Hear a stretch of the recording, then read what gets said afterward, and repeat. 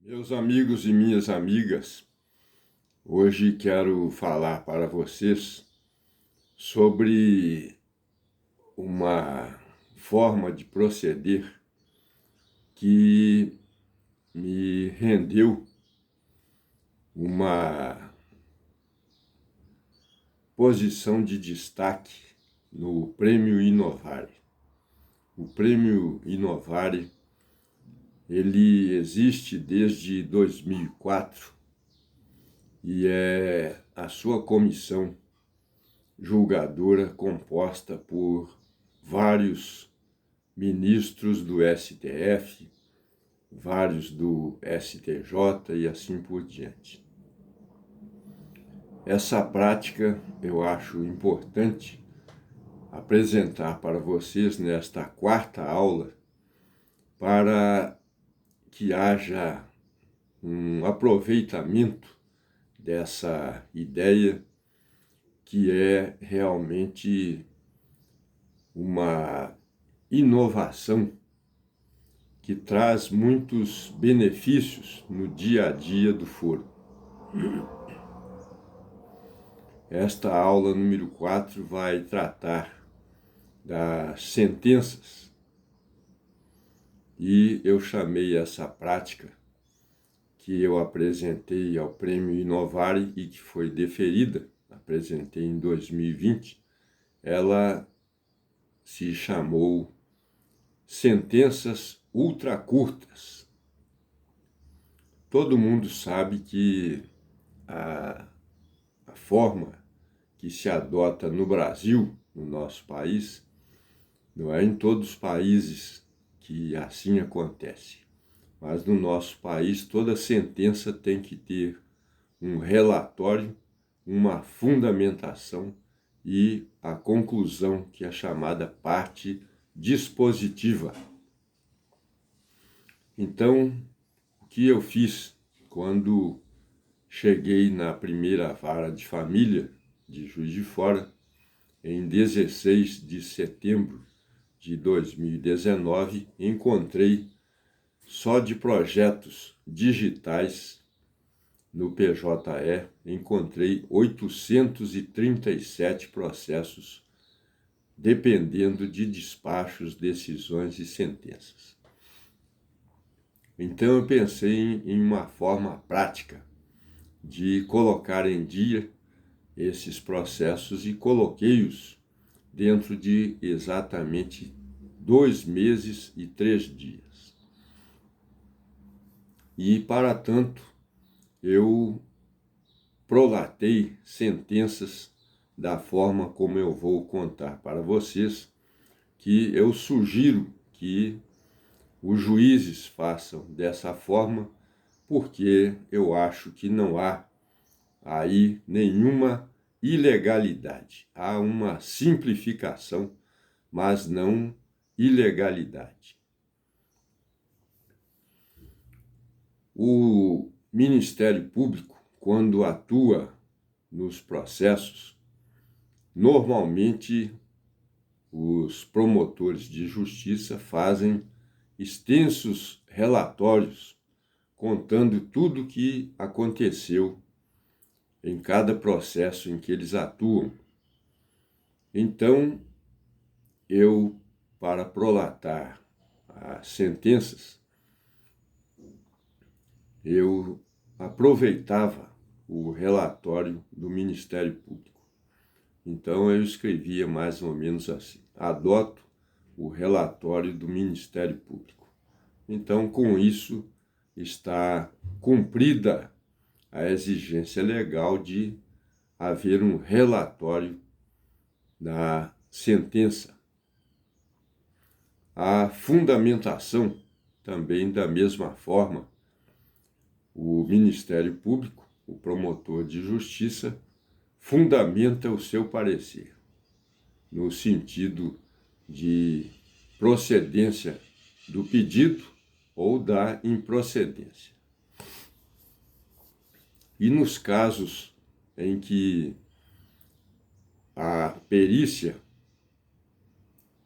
médica, nos casos de curatela, também o médico que eu nomeio como perito também faz uma fundamentação muito aprofundada do caso, de cada caso. E no caso de haver estudo psicossocial, a psicóloga e a assistente social também fundamentam muito bem.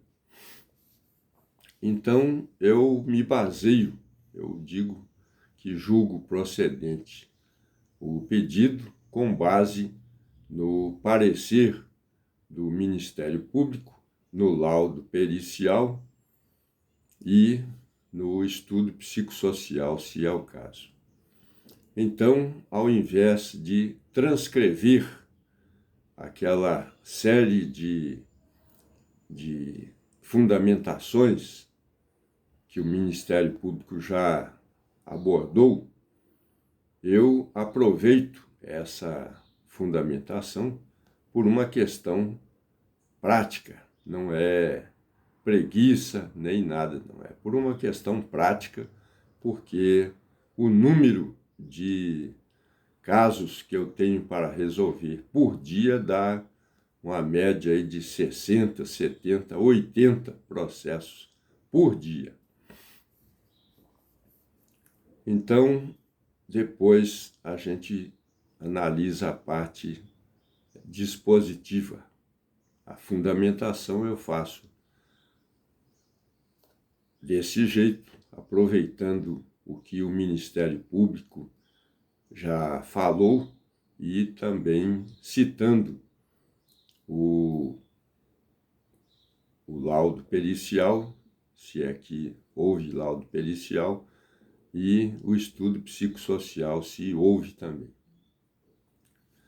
Depois vem a parte dispositiva, determinando uma série de coisas.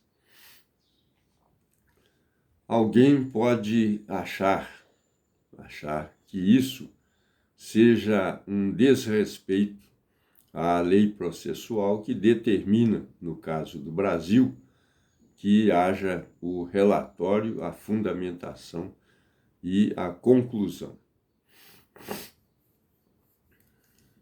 Isso é uma questão que eu acho que os tribunais deveriam abordar para que haja maior praticidade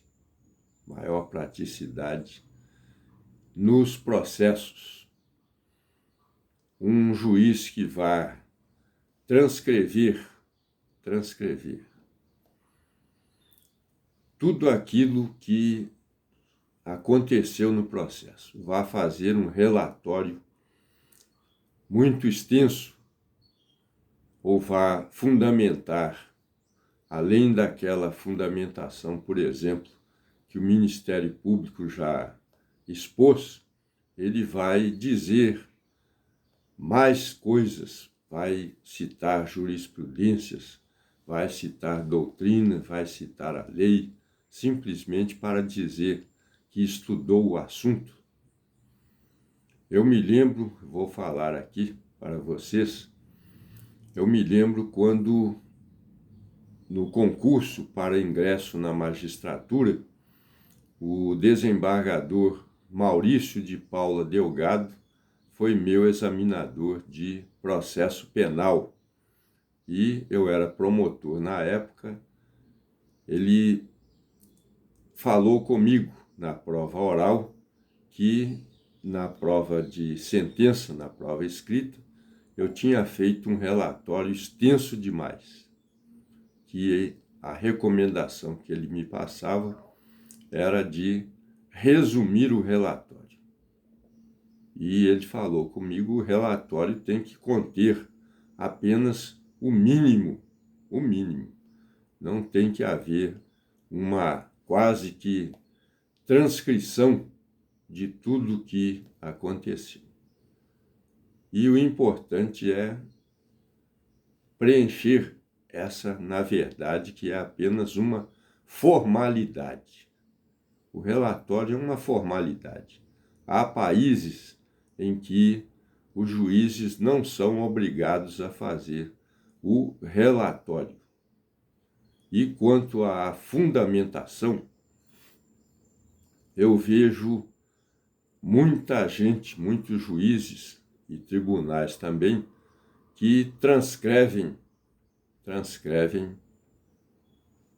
jurisprudência, doutrina, a lei, e isso aí fica como sendo uma fundamentação quase que padronizada. É simplesmente o preenchimento de um espaço para não dizerem que nada foi falado. Isso é que é a realidade. Então, a forma como eu procedo, eu entendo que preenche a exigência da lei. Se o Ministério Público já se estendeu no relatório e na fundamentação, não há por que o juiz fazer o mesmo simplesmente para dizer que cumpriu a lei. O importante é que foi decidida a causa com justiça, com acerto. E a equipe do Prêmio Inovare entendeu dessa forma, tanto que me deu destaque na minha prática chamada sentenças ultracurtas. Sentenças ultracurtas. Esta questão pode parecer polêmica para algumas pessoas, mas eu vou contar para vocês uma decisão que foi dada pelo segundo grau, certa vez, quando um advogado alegou, em um caso concreto, 5 preliminares. Não havia nenhuma questão de fundo, realmente. Ele alegou 5 preliminares e tentou embaralhar o processo para que eu tivesse que analisar cada uma das preliminares. O que eu fiz? Eu relacionei as preliminares que não tinham fundamento nenhum, e na sentença eu falei que não havia fundamento, não havia razão em nenhuma daquelas 5 preliminares. O processo foi para o antigo Tribunal de Alçada, em grau de recurso, e lá foi mantida a sentença, porque com relação ao mérito que eu analisei, o mérito era totalmente desfavorável a esse cliente desse advogado. Então, meus amigos e minhas amigas, hoje em dia não dá para os juízes ficarem se estendendo demasiadamente na exposição de detalhes mínimos de cada processo. Sentenças de 10, 12, 15, eu já vi até um caso de investigação de paternidade, o juiz deu uma sentença de 40 laudas. 40 laudas. Não dá para o juiz fazer isso nos dias de hoje. Era um caso de investigação de paternidade. Hoje em dia, com o exame de DNA, as sentenças têm que ser resumidas. O juiz vai dizer, por exemplo, no caso de investigação de paternidade, o juiz vai dizer que o exame reconheceu ou identificou o fulano de tal o réu como pai, e acabou o assunto. E no caso de curatela, eu entendo que são importantes apenas dois dados. O primeiro é o exame pericial, que vai dizer se a pessoa é doente ou não e deva ser interditada ou não. E o outro detalhe importante é se aquela pessoa que pretende ser o curador tem idoneidade ou não para ser curador. E, nesse caso, o estudo psicossocial é que vai demonstrar. Então, não há porquê sentenças prolixas para resolver esse tipo de situação. Por exemplo, caso de guarda e direito de visita, o estudo psicossocial é que vai dar subsídios ao juiz para dizer quem deve ficar com a guarda, se deve ser compartilhada ou não. E, com relação ao direito de visita, a assistente social e a psicóloga é que ouviram as partes, as pessoas, é que vão dizer quem deve ficar com a guarda, se deve ser compartilhada ou não, e com relação ao direito de visita. Não vejo por que escrever demasiadamente, fazer relatório extenso e fundamentação mais ainda para resolver esses casos. Não há por que citar até doutrina para casos de guarda, que são simples, né? E casos de direito de visita. Por quê? Simplesmente a lei, né, como fundamentação da parte jurídica, fundamentação no direito, e a parte de fato resumível no laudo da equipe interdisciplinar. Meus amigos e minhas amigas, é importante a modernidade. Como eu falei, não há mais condições dos juízes prolatarem sentenças prolixas, ou então simplesmente copiando e colando jurisprudências, doutrinas, simplesmente para dizerem que cumpriram a exigência da lei de que toda sentença tem que ter um relatório, uma fundamentação e uma parte dispositiva. Isso, meus amigos e minhas amigas, é o direito de hoje, a justiça de hoje.